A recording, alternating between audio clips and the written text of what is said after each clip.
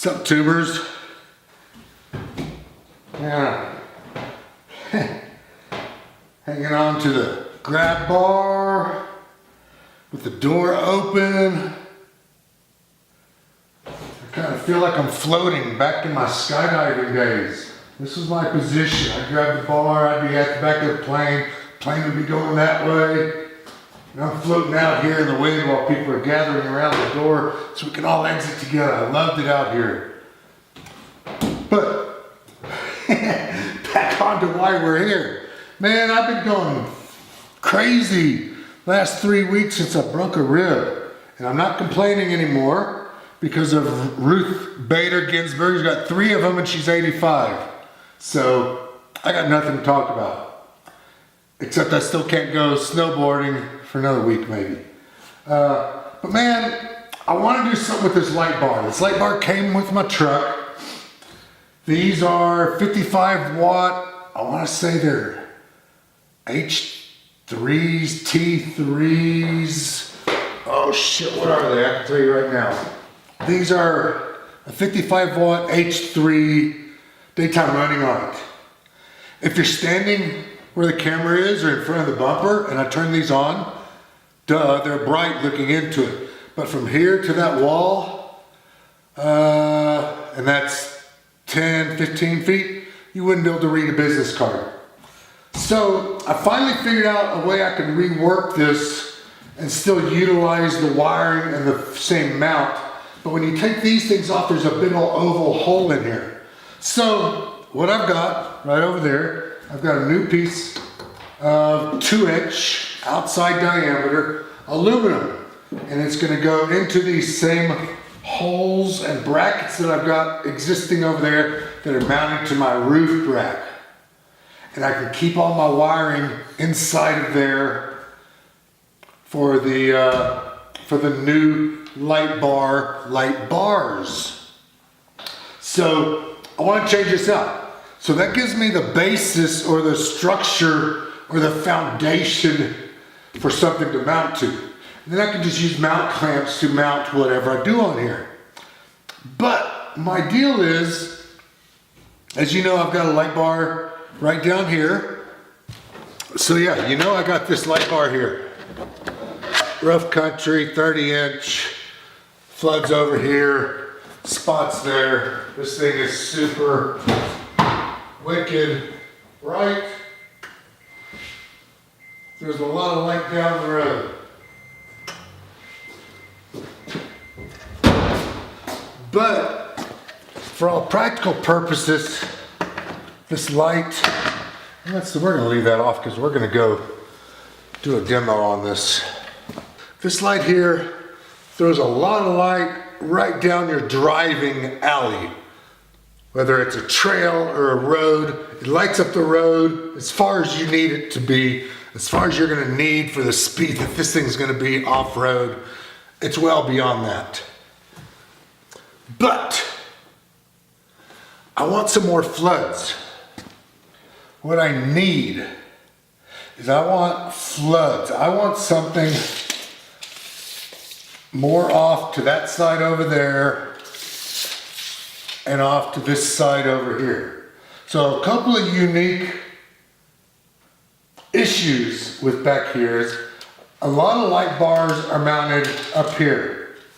Hold another foot forward on the front of this, and then even more of them are mounted 2 feet forward right up here around the frame of the window. I'm not gonna get that. So I'm gonna be back here. So judging by the angle of the dangles,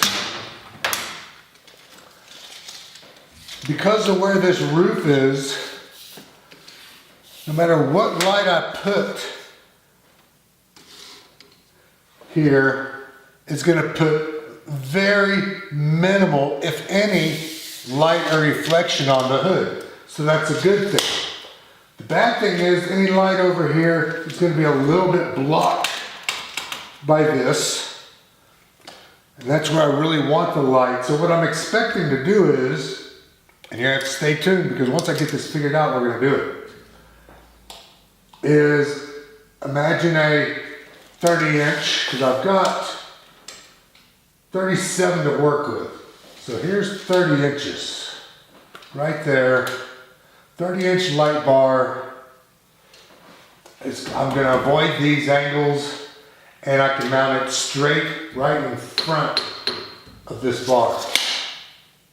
That's what I'm really hoping for. But all the 30s that I've been looking at online are combination flood spots. There are 0 total floods. Now there's some 6.5 inch floods, which I can mount 4 of them. They're like $40 for 4 of them shipped, delivered.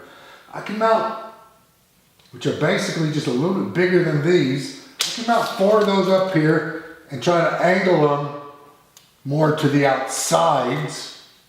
That's like number 2 option. Number 1 option will be 1 light bar with all floods on it. So when I take that down, the aluminum pipe, I'm gonna spray can, rhino line it. Same thing with these end pieces. They're starting to flake. They're gonna get sanded down and reworked. So it'll all look nice and pretty. But hey, let's go out to a parking lot that's flat, and let's take some video of what I've got to work with my new LED headlamps and light bar, and that don't even count. And let's make a game plan. Let's go do that.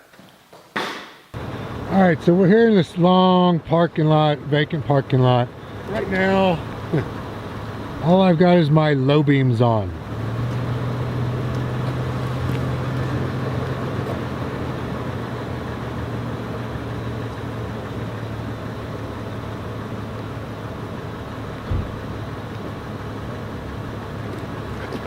There goes the high beam. And I don't know if you can see, I think you can, at the far end of this parking lot.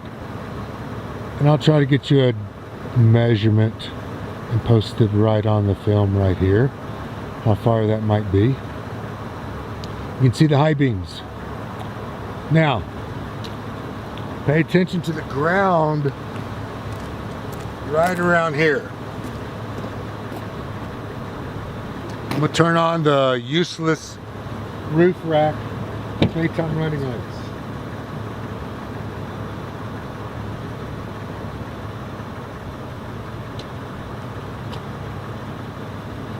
Now they do put out light right here, but it's so weak. It's basically useless. Off. On. Engine off. Headlights off.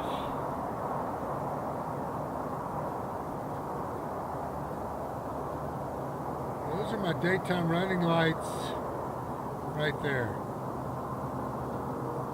I got more light coming off of the street lights that are farther away. Now, boom. This throws out good, bright light right down the driving road. So I'll show you, I'll give you an example. This would be the shoulder of the road would be over here.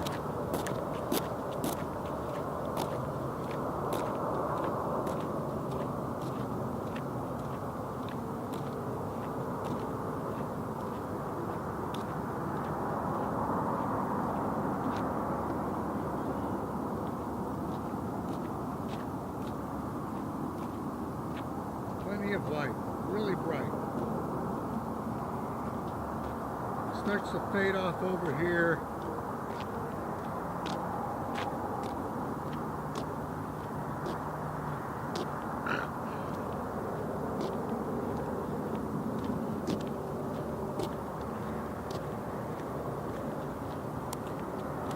I'm really happy with this light.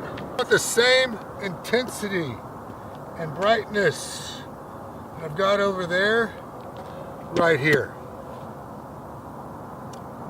And visualizing this and looking up at the roof rack, I'll bet you any old combination, floodlight, 32-inch bar will work.